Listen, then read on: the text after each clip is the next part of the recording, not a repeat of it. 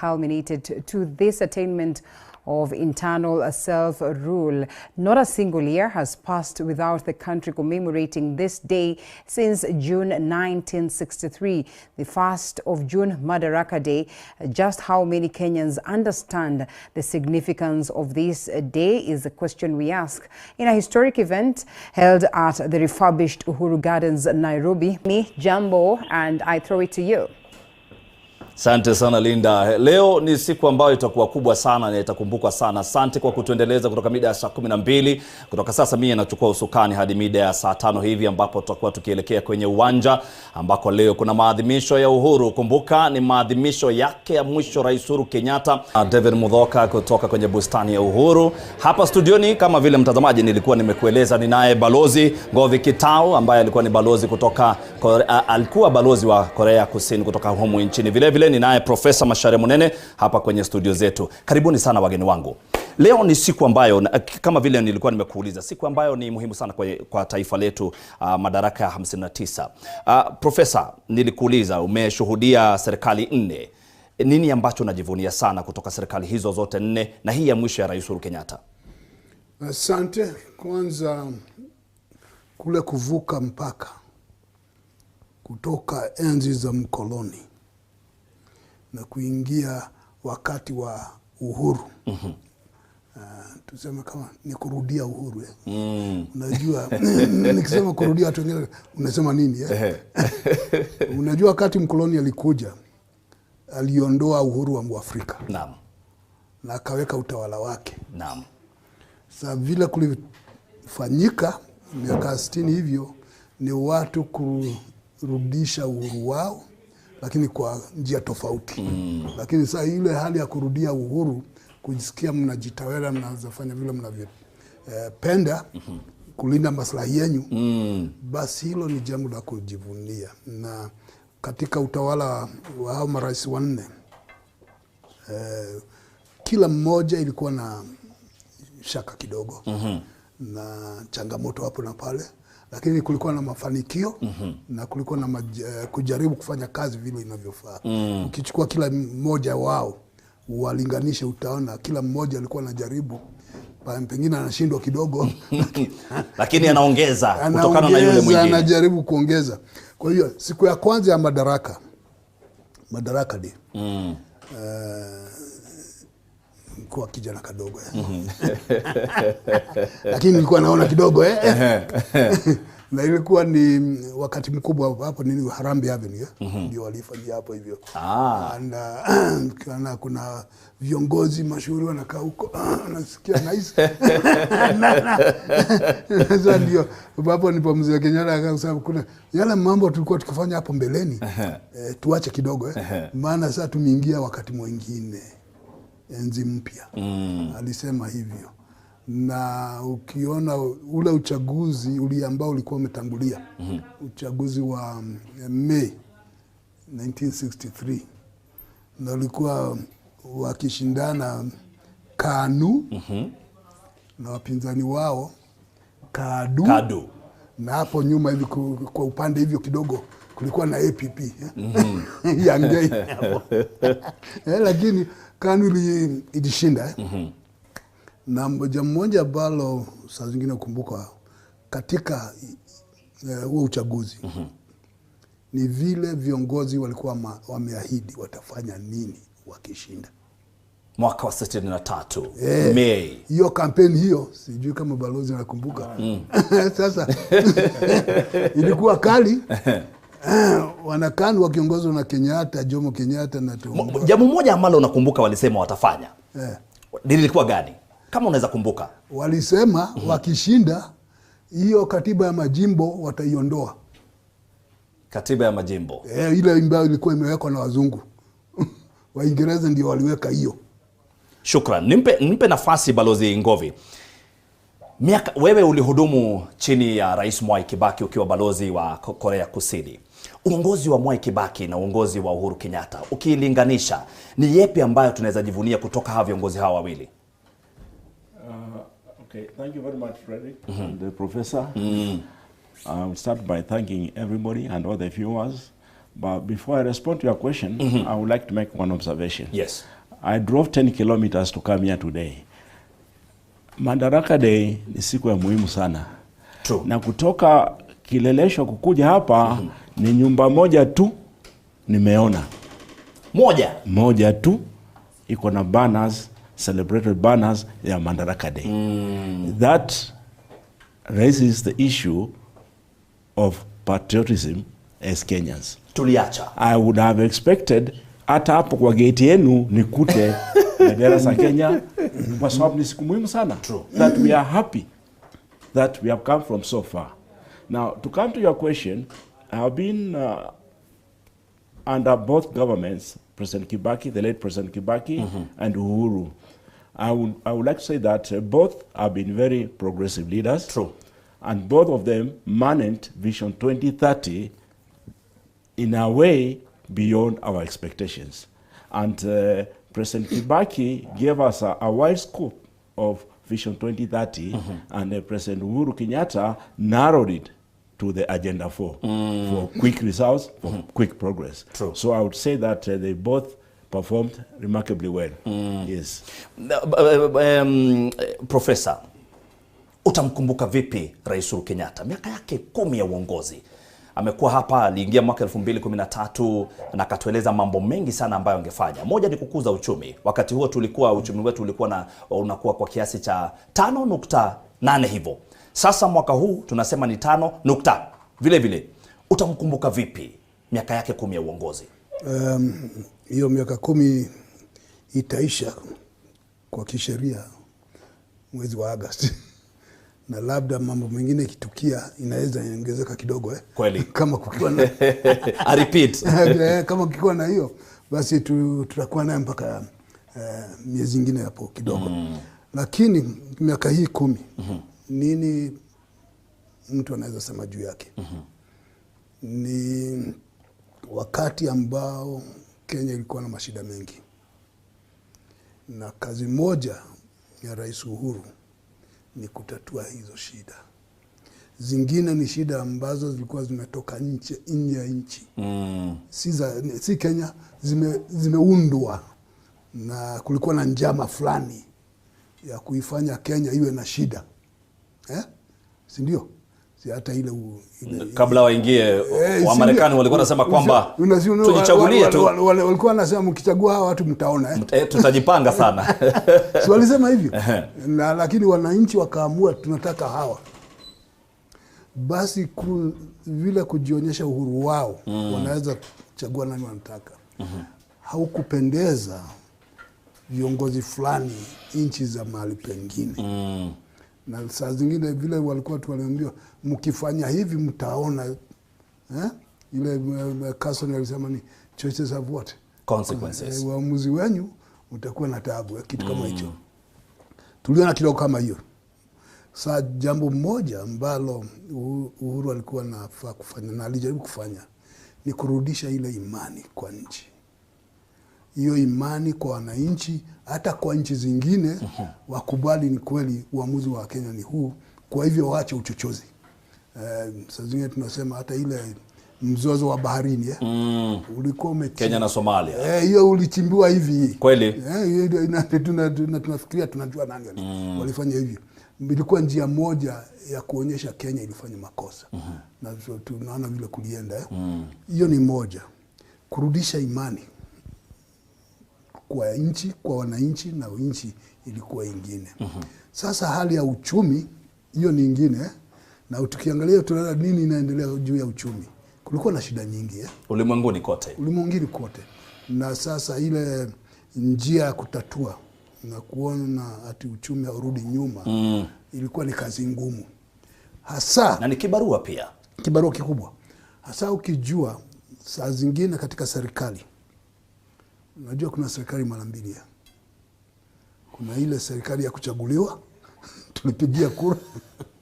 na serikali ambayo hatuioni. Na hiyo serikali ambayo haiondoki ndio inaitwa bureaucracy.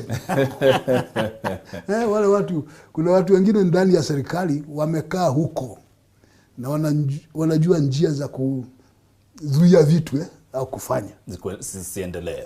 Kwa hivyo kuna hiyo. Sasa serikali ambayo inakuja lazima kwanza ijifunze hii serikali nyingine ufanya kazi namna gani. Shikilia hapo Macharia. Kuna swali nataka kumuuliza balozi. Sababu ulihudumu kwa kipindi ambacho Rais Mwai Kibaki alikuwa rais wa Kenya. Je, unafikiria jinsi ambavyo profesa anasema kwamba kuna nchi za magharibi ambazo zilisema choices of consequences, na ndiposa Rais Uhuru Kenyatta akakwenda mahali ambako wewe ulikuwa, upande ambao tunaita mashariki, east of the world. Unafikiria ndio ilifanya sababu ya Rais Uhuru Kenyatta kwenda kule kutafuta madeni kule, kutafuta riziki ya Kenya kule? Unafikiria hilo ndio lilisababisha? Yeah, I would like to support what Professor has said, but I want to take you back to Kibaki's reasons for implementing an economic diplomacy as opposed to political, yes, and specifically the Look East policy. Under Vision 2030, there are two guiding principles. We are trying to take Kenya forward to be globally competitive and as well as to be a prosperous nation. And I feel that Kibaki tackled the being globally competitive. And he actually almost converted all the embassies to commercial centers. Even South Korea. Even South Korea. And President Uhuru came on board mid-Vision 2030. And I think he did a lot to make Kenya a prosperous country through the Agenda 4, with a focus on things like health, housing, and infrastructure. So Kibaki focused on the Look East policy, although initially I was a little bit worried about the expression Look East, because it sounds communist, but it wasn't communist. We focused more on South Korea, Singapore, Japan, and China. But Uhuru has come on board and focused more on China. Yes. Professor, miaka 10 ya Rais Uhuru Kenyatta imekuwa na msuko sana. Tusiangalie sana mambo ya siasa, lakini kiuchumi kumekuwa na msuko sana. Masuala ambayo yamefanya Kenya isikue. Je, unafikiria miaka 10 kutoka sasa, rais ambaye atakuwa na kibarua kigumu? Si miaka 10, kutoka mwezi wa 9, rais ambaye atakuwa na kibarua kigumu sana kujaribu kuleta Kenya mahali inapostahili. Sababu sasa tunasema kwamba tuongeze deni, ile ceiling, kutoka trilioni 9 hadi trilioni 10. Je, unaona kibarua chake kitakuwa kigumu sana kuendeleza nchi ya Kenya? Unajua, huwezi sahau siasa. Hata ukitaka. Kila kitu ni siasa. Hata hiyo kuongeza deni ni siasa. Kweli. Na kupunguza deni ni siasa. Ni siasa. Kwa hivyo yule mtu ambaye ataingia kuwa rais, kumrithi Uhuru, atakuwa na kibarua kigumu sana kurekebisha mahali ambapo kumeenda kombo. Na anahitaji watu ambao wanaaminika. Na anahitaji watu ambao wanaweza simama wima kusema ni hivi na si hivi. Kutakuwa na uchungu tukubaliane hivyo. Maana kurekebisha mambo mengine ni chungu. Ni chungu. Na wakati huu kuna watu wanalialia hapa na hapa hivyo. Sasa njia ya kuwarudisha kwa laini, hata kama utasikia kauchungu kadogo, lakini nchi ifanyeni iendelee na irudi mahali ambapo inafaa. Ndio kuna shida ambazo zimekuwapo kutoka enzi za mkoloni, kama ufisadi. Hiyo haikuanza na serikali ya Mwafrika. Hata wakati wa mzungu, nimesoma vitabu inasema wakati wa mzungu ufisadi ulikuwa umekithiri. Ulikuwako. Kwa hivyo si sasa hukuanza. Hata udanganyifu wa kura, hao ndio walianza. Wakitaka watu wao, watu ambao wanawataka. Wakitaka wale watu wanataka kuweka. Hapo. Haipo ikuanza mwaka 2017. Hapana. Ilianza zamani kutoka uchaguzi wa mbele ambao Afrika walikubaliwa kuchagua watu wao. 1957 ilikuwa na wizi. 1957. Na yule wazungu walitengeneza hiyo. Lakini si kila mahali. Ilikuwa mahali, ni mahali pamoja tu. Walikuwa wanataka kumuondoa Eliud Mathu. So wakafanya ujanja ati kuna watu fulani area fulani watu watapewa kura hata zaidi ya 1 au 2 na mahali pengine watanyimwa.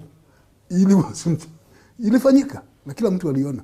Inakaa mfano wa ule college vote ile ya Marekani? Hapana, hiyo ni tofauti. Hiyo ilikuwa wizi wa direct. Sema udanganyifu wa direct. Hiyo ya Marekani nilichunguza vile walifanya. Wakati walikuwa kiunda katiba yao, hawa watu hawakuamini demokrasia hata kidogo. Marekani. Hawakuamini. Ndipo wakaweka hiyo college ati kusema hata mkichaguana majimbo ndio hata mwisho kuna watu fulani. Ni watu fulani ambao tunaamini ndio watachagua, watasema ni nani rais hata kama umepiga kura. Kwa hivyo hiyo tofauti na hiyo ilikuwa kwa makusudi. Na saa zingine imefanya kazi vizuri sana kwao. Lakini kuna wakati mwingine ambao kunaonekana kuna kasoro kidogo. Kama vile wakati Donald Trump alichaguliwa. Watu wanasema nini tumefanya? Lakini watu kawaida wamechagua lakini utaratibu wenu ndio umesema ndio mmemweka hapo. Si yeye, ni utaratibu ambao mmeweka. Ndio watu wakaanza kuuliza labda tubadilishe kidogo, lakini sina tabadilisha. Kwa hivyo vile nasema mambo mengine ambayo yanaikumba nchi hayakuanza sasa. Si hakuanza sasa. Kwa hivyo tuacha kujilaumu zaidi ya kiasi. Ndio tuna makosa. Ndio kuna ufisadi. Ndio kuna watu wale ambao wanalegea kazini. Ndio kuna watu ambao wana wivu na wanafanya mambo mengine kinyume cha sheria na hawaulizwi. Ndio hayo yote tunajua yako. Lakini tusifike mahali ambao tunajilaumu zaidi sisi wenyewe mpaka tunapoteza imani. Balozi. Yes. Profesa anasema tusijilaumu. Lakini nini ambacho rais ambaye atachaguliwa mwezi wa 8 anastahili kufanya kuhakikisha Kenya haitabaki mahali ambako tulikuwa mwaka 2013? Wewe umekuwa balozi katika nchi za mashariki. Umeona vile ambavyo watu wa mashariki wanakuza uchumi wao. Rais ambaye atakuja afanye nini Kenya isibaki mahali tupo sasa? Iko mambo mawili profesa amesema ningependa kuongea juu yake zaidi. Ya kwanza ni hii mambo ya debt ceiling. Na labda Wanakenya wajui, nimesikia ukisema ya kwamba we want to raise it from 9 to 10 trillion. It's already done. The Gazette notice was issued on 25th. Yes. So we have already raised that. There is nothing wrong with raising our debt ceiling. Many countries are operating way beyond their capacity. Like, for example, Kenya tukiongeza to 10 trillion, it will be about 70% of our GDP. Right now we are at 55. Yeah, it will come. No, it's more than that. It's more than that. We are approaching 70%. There are many countries which are operating beyond 100%. So, mako mambo mawili. Ya kwanza, hiyo pesa unachukua ni kazi gani unafanya nayo? Kama ni pesa unachukua ndio watu wajitafutie chakula, hapo itakuletea shida. Lakini kama shida ambayo tunaona sasa. Lakini kama hiyo pesa itatumika kwa kuinua uchumi, itatusaidia sana. Kitu ya pili ni hiyo ufisadi amesema. Corruption is there and corruption is everywhere. Lakini corruption yetu ni sababu vile profesa alisema wakati ya mkoloni they had set up political and economic institutions to benefit them. As Africans, wakati tuchukua uhuru, our intention was to restructure those institutions. We didn't.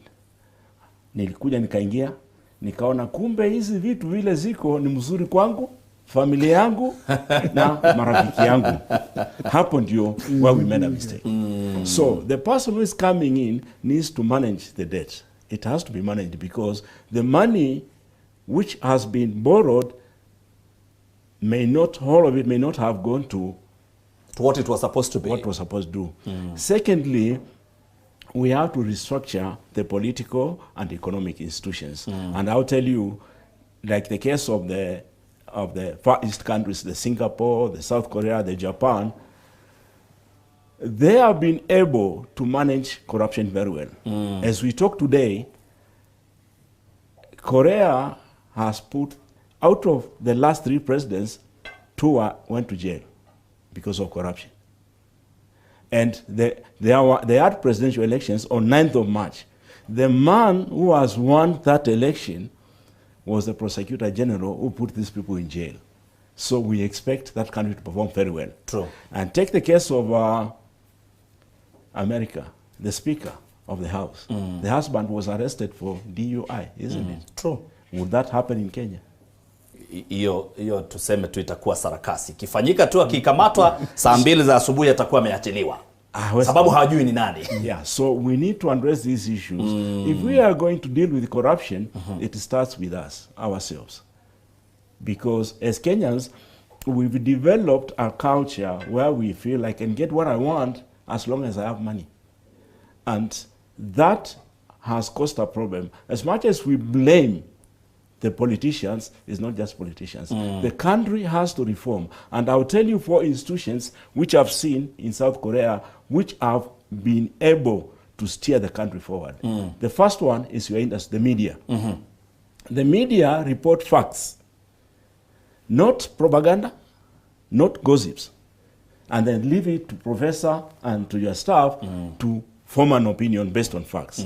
So if you ever cross that institution, you'll be in a lot of trouble. The second one is the civil society.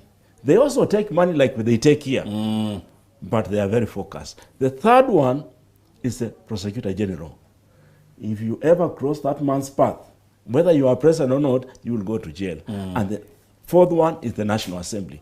Those 4 institutions have been able to manage the debt ceilings. They have been able to manage corruption to a level where the countries are progressive. Profesa, umesikia masuala ambayo yako kule mashariki. Hapa nchini, hizo institutions zote ni kama tumezikanyagia chini, hazina sauti. Tukiangalia bunge letu, ni kama limenunuliwa.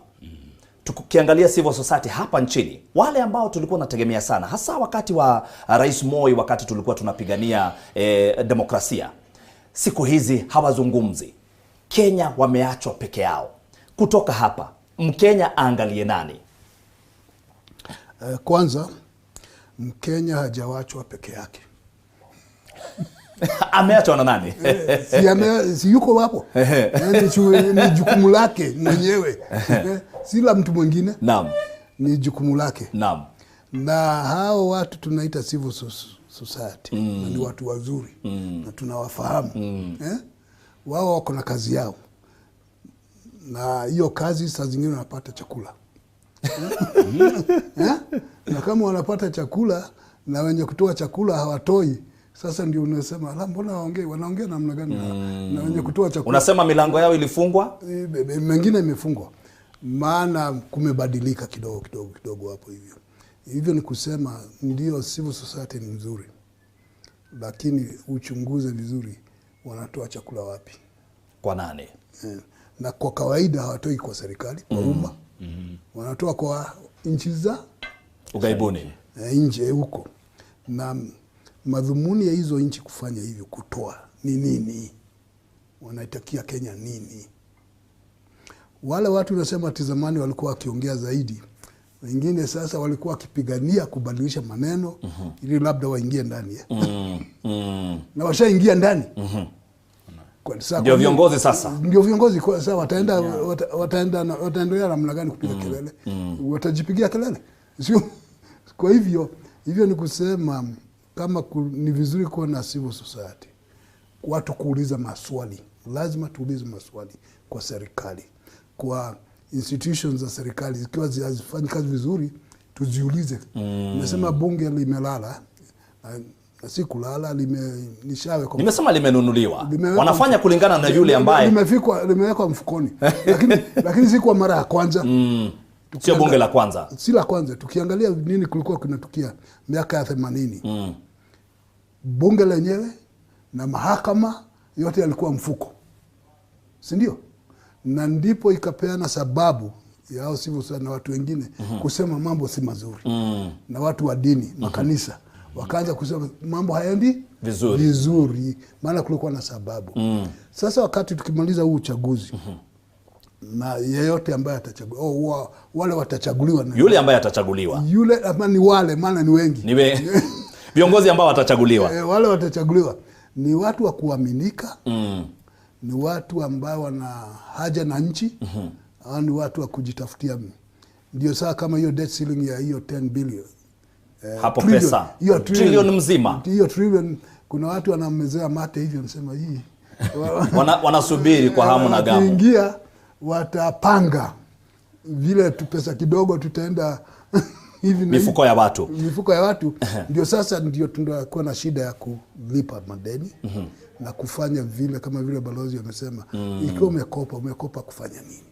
Shikilia hapo nisome 2-3 zako mtazamaji ambazo zinakuja. Awali nikakuuliza, je, utamkumbuka vipi Rais Uhuru Kenyatta? Leo ni siku yake ya mwisho kama rais, akiongoza sherehe ya kitaifa yake ya mwisho ya madaraka. Odhis unasema kutoka Wodolego, ameweka maisha imekuwa ngumu kama chuma ya reli.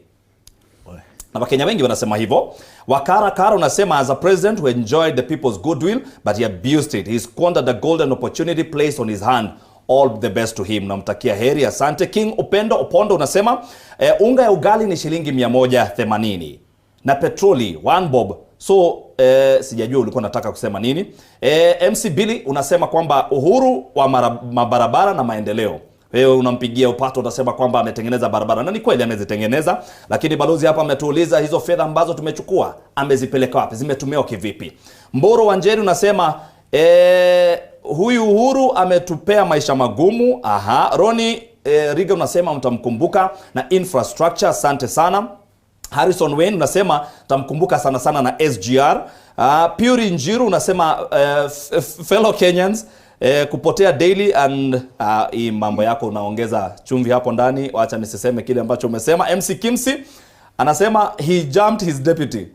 Yeye unasema kwa umezungumza Kikuyu kabisa hapo. Alimruka Kiswahili. Naibu wake. Naftali Silva unasema nitamkumbuka na mambo mengi sana. Carlos unasema his legacy is beyond infrastructure. Though politically he gambled a lot. Asante sana. Tazidi kusoma jumbe zako, ni nyingi ambazo zimekuja, takuwa nikizisoma. Nianze balozi. Unasikia Wakenya anasema kwamba maisha yamekuwa magumu sana hapa nchini. Kuna mtu jana nikasikia akisema juzi akienda kununua sabuni anunua shilingi 180, akirudi kesho yake shilingi 215. Maisha kwa Mkenya wa kawaida yamekuwa magumu sana. Mkenya ategemee rais yupi?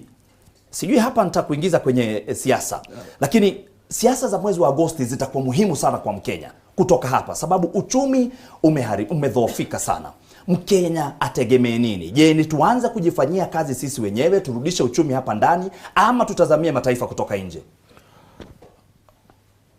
Okay. Let me address that issue on a comparative basis. The countries which were at where Kenya was at independence, 1963, some of them have overtaken us. What is the reason? And I can see the same reason in all those questions. I would take the case of Korea and China. When Korea started, they were very poor, and they borrowed $10,000 from Kenya. By the way, Korea recognized Kenya before we became a republic on February 7, 1964.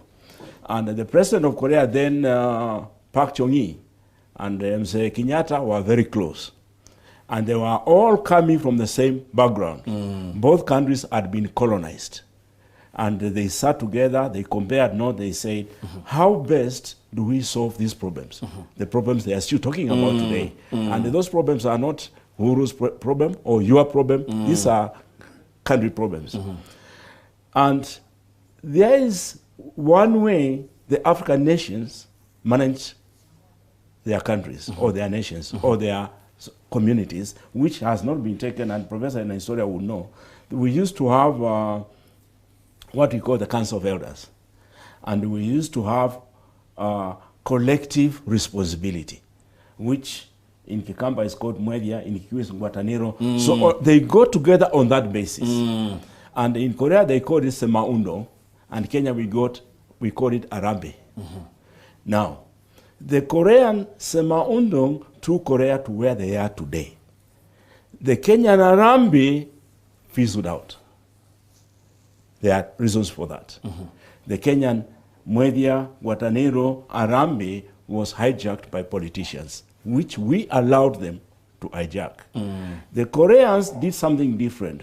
They developed a doctrine based on 3 pillars: diligence, self-help, and cooperation. Self-help and cooperation were very important. Then they institutionalized that doctrine. So in school, everybody learned the same thing and grew knowing what makes you a Korean or what makes you a Kenyan. That is where the difference came in. If you hear what people are saying here, they are expecting to get support, help from the president. Why? What happened to the self-help? What happened to the cooperation where in the village, if there's a road to be done, before the government brings money, we can start doing the road ourselves? That is where we've gone wrong. And that is a situation where we've not been able to create wealth for ourselves. We are waiting for somebody to create wealth for ourselves. So tuanze na sisi wenyewe. Tuanze na sisi wenyewe. Sasa tuchukue kahawa for example. What they are saying is, nilienda kwa supermarket the other day, the coffee I was buying at 50 bob is 55 shillings. And I wondered why. Kahawa ni yetu hapa. Hakuna kitu kimebadilika. Naenda kuchuna kahawa, nikuje ni kaushe, I roast, I can grind na mawe na nikuje kahawa. Now that cost is there because we are exporting our raw materials. Tunachukua kahawa, tunauza kama beans, tunanunua. Inakuwa raw, tunaletewa tena. Then who are we blaming them?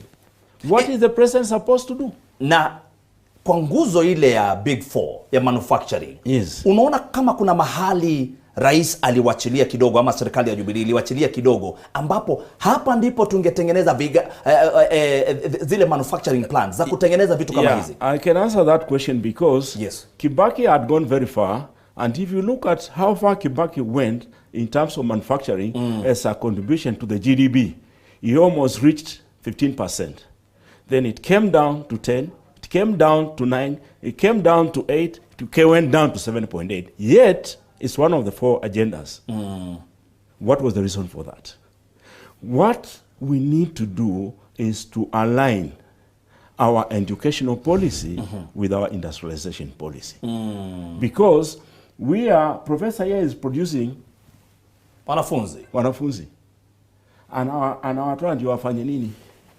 Wanakuja kutafuta kazi huko nje. Alafu, the pili, the industries are not aligned to the education policy. If the next government can align the education policy with the industrial policy, all these complaints will end. Shikilia.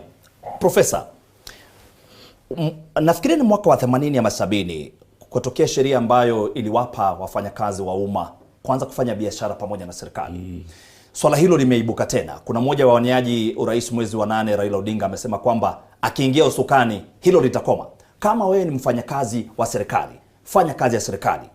Je, unafikiria kuanza kufanya kazi na biashara na serikali kwa wafanyakazi wa umma, hilo ndilo limefanya kuporomosha uchumi wa nchi, kufanya ufisadi uongezeke kwa kiasi ambacho kimepanda? Ilikuwa ni Duncan Ndegwa, Ndegwa Commission. Yes. Huyo mzee alikuwa anajaribu kuona ni nini watu wanaweza kufaidika au kutokufaidika. Na wakati huo, tuseme wakati huo, mafikra yalikuwa gani? Wale watu ambao walikuwa na ajira, wengi walikuwa kwa serikali. Na kama unataka kukusanya pesa ili zifanye kazi fulani, basi hao watu wanafaa waonyeshwe njia ya kutoa hizo fedha zifanye kazi. Hata ukiangalia maparastato mengi ambayo yaliundwa wakati huo, ati ni kwa sababu wakati huo hakukuwa na pesa mifukoni ya watu. Ndio sasa parastato ziundwe zisaidie, wazungu wanasema kufanya savings, ndio ifanye uweze kuweka rasilimali mahali fulani. Huo ndio ulikuwa mpango wa mafikra. Baadaye labda kuna watu walipitisha mpaka, wakaanza badala ya kusaidia Wakaanza kujisaidia. Wakajisaidia zaidi. Na wamejisaidia kweli kweli. Na wakaanza kulegea ati kazi ya serikali haikuwa ikifanyika, maana walikuwa na jisaidia wanasahau nini? Mashughuli ya wananchi. Na ukiongezea hapo sasa kama vile ni madhumuni ya elimu ni nini? Saa zingine hii swali hatuliangalii vizuri. Madhumuni ya elimu yeyote mahali popote ni kumwezesha mwanafunzi au huyo mwananchi ajisimamie. Hiyo ndio madhumuni yake. Na kila jamii na kila nchi huangazia elimu yao niko namna gani. Kama mtu huyu baadaye anaweza kujisimamia. Sasa zingine watu wanasema hakuna haja kwa unamuuliza sasa, hata wewe ukiangalia hapa yule mtu ambaye ana kalimu kadogo na yule hana, na wanajaribu kufanya jambo moja, nani atafanya vizuri kuliko mwingine? Si huyu ambaye ana elimu atafanya zaidi. Kweli. Kwa kawaida, si kila siku. Ni kweli. Kwa hivyo madhumuni ya elimu ijulikane ni kuwezesha mtu ajisaidie mwenyewe. Si ati ndio aajiriwe na mtu mwingine, serikali au kampuni au nini, ajisaidie. Na kama kwa mawazo tumepotea kutoka hapo, basi tumepotea. Unafikiria mfumo ambao umeanzishwa na Rais Uhuru Kenyatta, sababu umeanzishwa naye hatamu hii yake ya pili na ya mwisho, mfumo wa CBC utakuja kuongeza manufaa kwa Mkenya kwa miaka kizazi kijacho, ama utapunguza kutoka mahali ambako tuko? Unajua haya ni matarajio hati labda baadaye kutabadilika kwa hivi. Unajua tuseme ukweli. ECBD haina utofauti mkubwa na 844.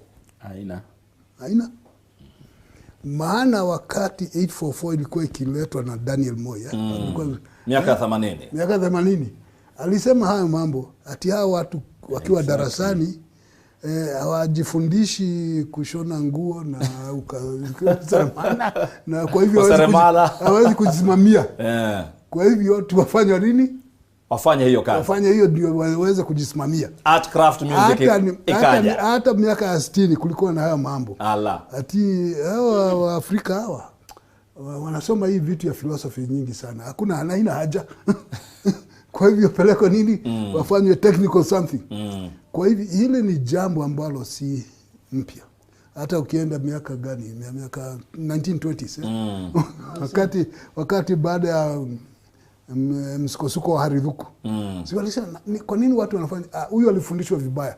Kwa hivyo fundishwa tuwaletee hivi, ni kusema ni jaribio nzuri na ni wazo nzuri. Lakini tuangalie maana baadaye imetekelezwa namna gani. Na ni vizuri na ndivyo nahimiza ni mawazo. Kubadilisha mawazo yetu. Kubadilisha mawazo yetu kila mtu. Na tujitegemee sisi wenyewe. Na unajua mzee Kibaki kitu moja alifanya, ndio uchumi ukaanza kukua vizuri. Aliwezesha watu kupata mikopo. Ukienda kumwambia usiniulize mimi pesa, iko kwa benki, enda ukakopa. Akafungulia mabenki, yakafunguka kweli. Kwanza mabenki yalikuwa na tabia mbaya sana haya makubwa. Ukienda kukopa wanakunyima na saa zingine wanakutusia. Maana bwana sindio, na riba ilikuwa juu zaidi. Maana serikali ilikuwa inakusanya pesa zote, treasury bills na nini. Sasa pesa za kupea wananchi wakope hazikuwako. Kweli. Wakati Kibaki alikuja, alipunguza hiyo tabia ya serikali kukusanya pesa yote na haifanyi kazi nayo hata kama ilikuwa inafanya kitu. Sasa kuachilia hizo pesa, benki zikaona kuweka pesa kwa treasury haileti faida sana. Ndio wakaanza kufungua. Sijui kama wakumbuka kuna wakati mabenki yalikuwa yanaweka kioski barabarani na kila mahali. Kweli. Unataka kufungua tukupe. Nakumbuka mwaka 2000, nafikiri mwaka 2004 2005 akafunguka sana. Akafungua ndio sasa, na ukaona uchumi ukaanza nini? Kukua. Maana unaweza enda hapa upate pesa zako na ujikuze wewe mwenyewe. Na ujikuze mwenyewe, na hiyo na ukiwa unajikuza ushuru unaanza kuongezeka. Balozi, swala la kupigana na ufisadi. Leo Rais Uhuru Kenyatta najua atazungumzia swala hilo katika hotuba yake. swala la kupigana na ufisadi tumelizungumzia tangia, profesa hapa amesema tangia miaka ya 50 tumepigana na ufisadi, lakini jinsi tunavyopigana na ufisadi unaendelea kuongezeka. Njia moja ipi rais ambaye atachaguliwa mwezi wa 8, sababu hii ni sherehe ya mwisho ya Rais Uhuru Kenyatta, afanye nini kupigana na ufisadi? Nini ambacho atakiweka cha kwanza? Impunity atoe kabisa, kwa sababu our people are protected by the cartels. And I want to quote the case of China. If you are involved in corruption up to about $700,000, you will go in for life. Any amount above that, you face the firing squad. It's a capital offense. Hiyo tunataka Kenya. Alafu mambo inaisha. Labda that will be the revolution in this country because very few people will be left. True. Yeah. Acha niongeze hapo kidogo. Ongeza. Tufungulie watu tuwapige risasi. Profesa. Mimi mtu wa amani sitaki watu pige. Lakini kuna jambo fulani Lakini profesa, watu wanakufa sababu ya ufisadi. Ndivyo, acha ni kuna jambo fulani katika nchi na Balozi ameguzia kidogo. Kuna wale watu ambao hawezi kushikwa. Kikatiba. Kikatiba kawaida. Sababu najua tu ni rais peke yake. No, the untouchables. The untouchable is the word, yeah. Watu ambao wana the privilege of untouchability. Mungu tusaidie. Maana hata wakifanya nini hawaulizwi. Hatutaki majina, lakini hata unaweza fikiria. Kuna watu hufanya mambo hawaulizwi. Na ni kwa nini hawaulizwi? Hiyo ni mambo mengine. Sasa ikiwa kutafika wakati fulani, na si ati juu ya ufisadi peke yake, kwa kila kitu hata kisiasa hawaulizwi. Ikiwa kutafika wakati fulani kusemekana ati sheria itamguza yeyote bila kujali, na wale watu ambao wamepewa majukumu ya kufanya hivyo wao ni watu wa kuaminika. Kama sababu Balozi hapa amepeana mfano mzuri sana. Hadi huko Korea. Hata rais Prosecutor General nilishika hilo. Huyo hata kama rais utawekwa ndani. Umefanya nini? Tukosa nini? Sasa hapa kwa hiyo unasema tutoe kipengee ambacho kinampa hata rais mamlaka ya kutoshikwa akiwa mamlakani? Hapana. Yes, kubaliana. Profesa, tutapigana vipi na ufisadi? Hapana, kama kuna ufisadi kwa rais mwenyewe. Si nyinyi mko hapo mtoe hiyo habari kwa. Lakini hicho kipengele kinafaa. Kwa sababu ya manufaa ya nchi. Si kwa manufaa ya rais mwenyewe. Kwa ile tunaita instability. Kuna watu wanaweza national interest. Ikiwa amefanya makosa akitangazwa si anaibika. Na kuaibika si kitu vizuri hata kama ni rais. Lakini profesa, tulikuwa na kesi ambayo juzi hapa imetolewa na sisi wa Kenya ambao tumetoa. Unakumbuka Pandora? Hiyo ya huko Caribbean huko. Na ikaja na ikamguza hata rais wa Kenya. Ndiyo. Na akasema yeye mwenyewe atazungumzia kuhusu swala hilo. Hadi sasa hajazungumza. Unaona Wakenya tumefika mahali hata haya hatuna, soni hatuna. Hakuna wale ambao wamewekwa, sababu rais si mara moja amesema kwamba serikali yake pesa zinapotea. Yeye mwenyewe amesema pesa zinapotea. Bilioni 2 kila siku. Huoni kana kwamba hata haya tulikosa, kwa hivyo hata akiambiwa umefanya hivi yeyote awe ni balozi, awe ni waziri, hakuna chochote ambacho wanahisi kufikia sasa? Ndio hayo yamefanyika. Na ndivyo Uhuru mwenyewe ashasema. Si mwenyewe ndio alituambia bilioni 2 zinapotea kila siku. Na kuna wakati mmoja aliuliza watu, mnataka nifanye nini? Hivyo ni kusema ati. Kwa hivyo huoni kuna umuhimu basi wa sheria ambayo itakuwa ni sheria ngumu sana, kama kule ambapo tunaona mashariki wameweka sheria, ikiwa unaiba fedha fulani unapigwa risasi, ikiwa unaiba fedha fulani unafungwa maisha. Unajua nimeongea juu ya watu ambao wanaitwa untouchables.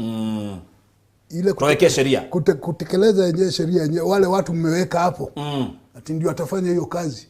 Kwanza hiyo mchunguze hao watu, maana ndio wanakubalia watu wengine kufanya nini. Si ndio? Na saa zingine nilikuwa tulianza na nikasema unajua kuna serikali mara mbili. Ile ya kuchaguliwa na hii nyingine ambayo hatuoni. Nyingine hatuoni. Sasa saa zingine labda rais yuko kuashikwa huko hivi, anataka hivi, lakini systems na mambo mengine yanamkataza. Maana rais mwenyewe hupangiwa kidogo, sababu naona ni kana kwamba tumefika pale. Sijui huu ni naibu wa rais ama ni rais ambaye anaingia kwa sasa. Ni Rais Uhuru Kenyatta ndio huyo anaingia, siku ambayo imesubiriwa kwa hamu na gamu, ikiwa ni siku ya mwisho. Jana ambaye ni katibu katika wizara ya usalama nchini Karanja Kibicho amesema kwamba itakuwa ni sherehe ambayo itakuwa na wanajeshi sana sana. Wanajeshi wa Kenya watakuwa wakionekana siku ya leo kumpa kwaheri ya kwaheri ya maana, akisema Karanja Kibicho. Kwa hivyo tunaona wale maafisa wa polisi ambao wanaingia kwenye uwanja na bustani ya Uhuru, bustani ambayo imetengenezwa jana na ikafunguliwa rasmi naye Rais Uhuru Kenyatta jana usiku. Ikawa ni eneo ambalo ni la kihistoria. Wakenya akasema, Rais Uhuru Kenyatta akasema kwamba Wakenya watakuwa na nafasi ya kwenda kule na kusoma historia yao wenyewe, historia ambayo wamejiandikia wao wenyewe, si historia ambayo imeandikwa na yeyote. Kwa hivyo ni picha ambazo zinakujia moja kwa moja kutoka eneo la bustani ya Uhuru hapa kwenye kaunti ya Nairobi. Kumbuka sherehe hizi zilikuwa zifanyike katika kaunti ya Kiambu, lakini sababu tuna bustani mpya ambayo Rais Uhuru Kenyatta angetaka sana ifunguliwe siku ya leo, akiwa anaadhimisha siku yake ya mwisho, sherehe ya kitaifa. Rais Uhuru Kenyatta hii leo, na Wakenya tunakuuliza hapo awali, je, utamkumbuka kivipi Rais Uhuru Kenyatta? Miaka yake 10 ya uongozi imekamilika mwezi wa 8. Ni siku kama 70 hivi ambazo zimesalia kuhakikisha kwamba Rais Uhuru Kenyatta aondoka mamlakani. Rais wa Jamhuri ya Kenya amefika kwenye uwanja. Kwa hivyo tutakuwa na dakika chache sana hapa kwenye studio tuzungumza na hao. Tuko naye Profesa Macharia Mumene na vile vile Balozi Ngovi Kitau. Balozi, ni kuja kwako sababu najua wakati wote tutakuwa tukikwenda kwenye sherehe za kitaifa kule Uhuru Gardens. Masuala mawili ambayo ungetaka rais ambaye atachaguliwa mwezi wa 8 aanze nayo. Masuala mawili sababu tunataka uongozi ambao unaendelea. Haya ya Rais Uhuru Kenyatta hata tukiyasema yashakamilika, yamekwisha, maji yamemwagika na yamezoleka. Tufanye nini kutoka mwezi wa 8? Rais ambaye ataingia, mambo mawili muhimu ambayo anastahili kuanza nayo. Yeah, I agree with you. A lot of what we are discussing is historical and there isn't much we can do. But there are two things we can do quickly in the first 100 days or so. Kitu ya kwanza, hawa watoto wetu hawana kazi, and that's a major concern. And the professor ako hapa amesomesha watoto, barua za kuachana na walimu yote iko sawa, na bado wako nyumbani. Unakuta mtoto wa miaka 25, 30 bado wako na wazazi kwa sababu hana njia yoyote. There is a way out. If you look at the situation in Philippines and Vietnam, they have signed what we call bilateral labor agreements with countries where the societies are aging. Ukiangalia hizo nchi zote ambao watu ni wazee sana, hawezi kufanya kazi na hawana watoto. Nchi za magharibi jingi sana. Kule Sweden na hata hawana watoto. Kwa hivyo hatuwezi kuachia Wanakenya waende watafute hiyo kazi. Saa hizi kama president angeambia tuko na kama 54 or 60 embassies, kila mmoja, these are your targets. Tunataka wewe uchukue watoto 100,000. Na kama kuna shida ya labor issues, tutakutumia labor officer kwa embassy. Watoto watapata kazi. Jambo la pili. Jambo ya pili ni hile tulikuwa tunasema mambo ya CBC. We are now in what we call the 4th industrial revolution. Na the first revolution was mechanization. Tulikuwa zamani tunalima na ng'ombe, tukatengeneza tractor, sisi bado tunalipa na ng'ombe. Ya pili, industrial revolution was automation, where we can do mass production. Ya tatu was robotization. And ya ine ni now what we call artificial intelligence.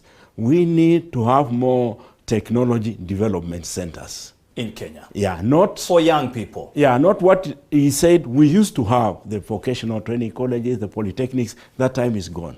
We have to move with the world, and technology development centers is what will help our youth and help our country.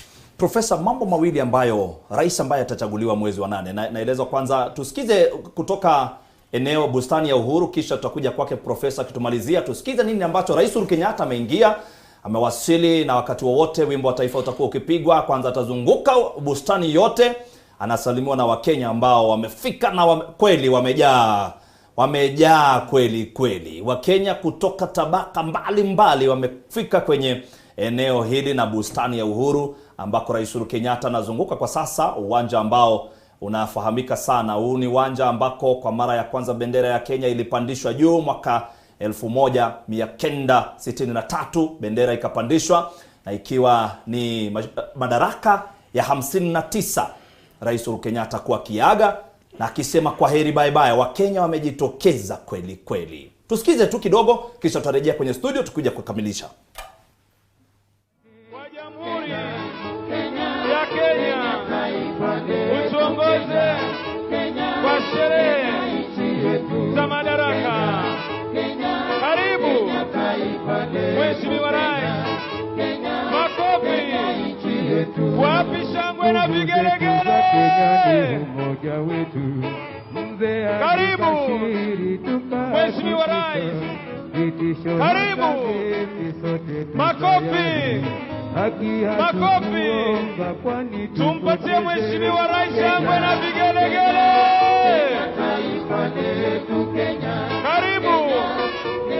Karibu. Mheshimiwa Rais, utuongoze kwa sherehe za Madaraka hapa gatuzi la Nairobi. Karibu.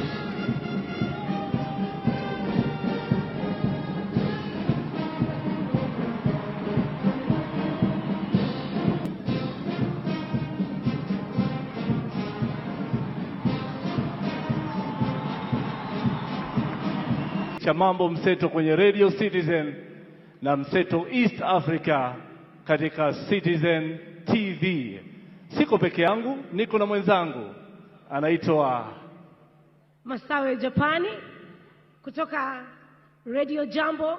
Nafurahi sana kwamba tumeweza kujumuika pamoja siku ya leo kusherekea Madaraka Day, na tunasema maudhui ya mwaka huu ni pamoja tusonge mbele. Na wanaosonga mbele sasa hivi Mheshimiwa Rais ni wanafunzi 500 kutoka katika shule ya msingi, naweza nikasema kwamba ni takriban shule 11 za msingi za hapa Nairobi. Na unachofaa kufahamu Mheshimiwa Rais ni kwamba wanafunzi hawa wako katika grade ya 4 na ya 5 ya mtaala mpya wa CBC. Tuwakaribisheni basi kwa makofi wakati ambapo wanafunzi hawa wanaingia uwanjani. Karibuni watoto, mtupatie burudani.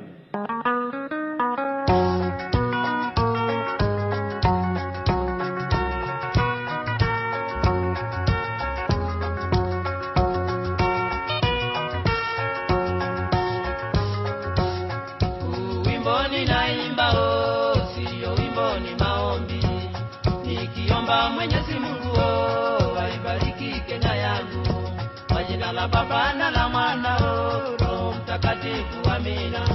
Kwa jina la Baba na la Mwana Roho Mtakatifu, amina. Ewe Kenya nchi yangu, ewe Kenya baba yangu, ewe Kenya mama yangu, sitakuacha milele. Kenya ayo kichunya, mzalendo ayo pinywani, usawa na uwazi tuweka mbele, uaminifu pia tunaongeza, sisi wote tu wazalendo, sisi wote tu wazalendo, maana tunasema Kenya ni pahali pa